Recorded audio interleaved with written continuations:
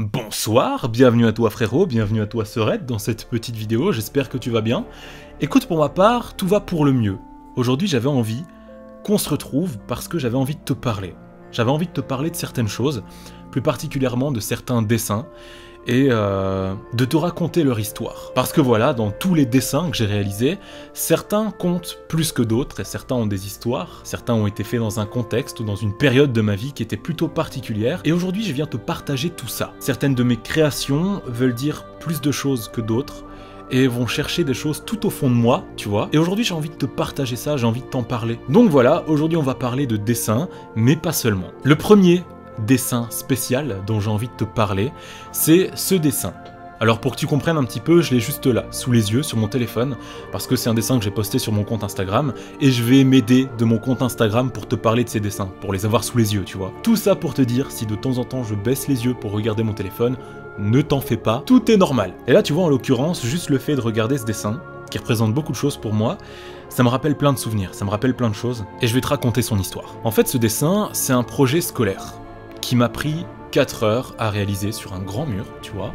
Bah un grand mur, un mur normal, tu vois, 2,50 m de haut, je suppose. La consigne, c'était d'intervenir dans les murs de l'école, de mon école supérieure, tu vois, pendant mes 3 années, voilà, on a étudié, on a vécu plein de choses, on a fait plein de choses, et pour la dernière année, histoire de marquer le coup, eh bien on devait laisser une trace sur les murs de notre école. Certains ont choisi d'accrocher des ballons, d'autres ont choisi de poser des sculptures, mais moi, comme tu le sais, je suis plutôt dans le dessin, alors j'ai choisi de faire ça. Comme tu le vois, il s'agit d'une succube. Une succube, si tu ne le sais pas encore, c'est en fait un démon qui se représente sous l'apparence d'une femme et qui vient vampiriser les hommes en se servant de leurs désirs sexuels, en se servant des émotions, des sentiments de ces hommes-là, pour, eh bien simplement, leur voler toute leur énergie vitale. Et si j'ai dessiné une succube, et si je dessine en règle générale beaucoup de succubes, c'est pas pour rien, frérot.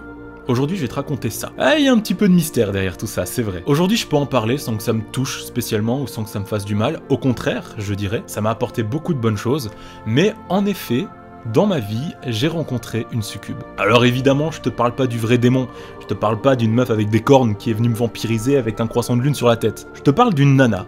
Tout ce qu'il y a de plus normal, de laquelle je suis tombé amoureux. Ah, tout de suite on est fleur bleue, ça sort les sentiments, mais je dois te parler de ça pour t'expliquer pourquoi je dessine des succubes. Un jour, cette personne m'a dit qu'on l'avait déjà comparée à une succube. Si tu veux, je me suis dit, attends, qu'est-ce qu'elle est en train de me raconter? À quel moment elle me lâche cette information? Et faut savoir que notre relation était très particulière et très néfaste. Je vais pas rentrer dans une story time où je vais te parler de mon histoire de couple, mais voilà, c'était quelque chose qui m'a beaucoup fait souffrir. Disons qu'on pouvait pas affirmer nos sentiments au grand jour, si sentiments réciproques il y avait, parce que moi je l'aimais, mais elle, je ne sais pas. Et cette personne s'est du jour au lendemain éloignée de moi, et comme toute rupture, comme toute séparation, c'est des choses qui font mal. Mais cette fois c'était particulier, j'avais jamais aimé à ce point, et j'avais jamais été hypnotisé à ce point. Je me sentais vraiment comme vampirisé, tu vois. Et il m'a fallu plusieurs mois pour passer à autre chose. Même si ça a été une courte relation, c'est une relation qui a eu de grosses conséquences. Mais elle a eu des conséquences positives. En fait, si tu veux, dans la vie d'un artiste, dans la vie de quelqu'un qui dessine, ou qui fait de la musique, ou qui partage des choses, dans lesquelles il met ses émotions, eh bien si dans sa vie il y a des fluctuations, si dans sa vie il y a des passages à vide, ou des choses qu'il vit qui sont très profondes et très puissantes, eh bien forcément, ça inspire, tu vois. Et voilà où est partie mon inspiration. Dans le dessin, et donc les succubes. Voilà pourquoi je dessine énormément de démons et de personnages féminins avec des cornes. C'est parce que tout ça m'a marqué et a profondément influencé mon style graphique. Les cornes, ça rajoute une sorte de dimension charismatique au personnage et une sorte de profondeur. Et c'est tout de suite plus mystique et plus impressionnant, tu vois, plus prenant d'office. Et étant donné que je me trouvais dans ma dernière année scolaire et que je n'allais plus jamais voir ces murs et voir cette école, eh bien j'ai décidé d'y laisser une trace comme elle m'a laissé une trace. Parce que oui, c'est dans cette école que j'ai rencontré cette succube. C'était donc une façon pour moi de passer à autre chose et de laisser l'image du passé gravée dans ces murs pour dire que je suis passé par là et qu'à l'inverse, cette école est passée dans ma vie. Ce dessin en particulier a vraiment toute une symbolique. Et tous les gens qui passeront devant ce dessin et qui le verront vont jamais vraiment se douter de toute l'histoire qu'il y a derrière. Le deuxième dessin dont j'aimerais te parler est cette fois un dessin beaucoup plus petit et beaucoup plus joyeux. C'est celui-ci.